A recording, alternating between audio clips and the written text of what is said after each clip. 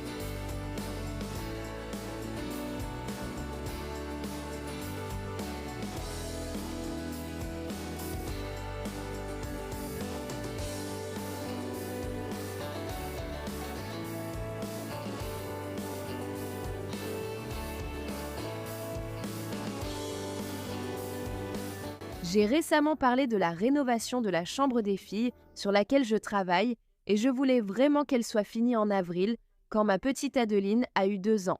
Cependant, cela fait longtemps que ce projet est en cours. Il y avait beaucoup de décisions à prendre. Nous avons reçu le papier peint il y a environ 3 semaines seulement. Et tout récemment, la semaine dernière, nous avons dû commander des échantillons de corniche. Ensuite, nous avons dû commander la corniche elle-même et c'est vraiment un long processus. Et je vous remercie beaucoup d'avoir été patiente avec moi pendant tout cela. Je sais que beaucoup d'entre vous attendent cette vidéo. C'est vraiment difficile pour moi de visualiser tout un espace, y compris la peinture, les lits, le papier peint, les moulures, tout ça. C'est vraiment difficile pour moi de voir l'ensemble comme un espace fini, même avec un mood board ou si je mets tout dans Canva, j'ai encore du mal à vraiment l'imaginer dans la pièce dans ma tête. Honnêtement, si j'avais tout acheté avant de me lancer dans cette pièce et de mettre la peinture sur les murs, de poser le papier peint, j'aurais choisi une autre moulure de plafond et ça aurait été une erreur. Donc je suis contente d'avoir la peinture sur les murs, d'avoir le papier peint et de pouvoir prendre une décision plus éclairée.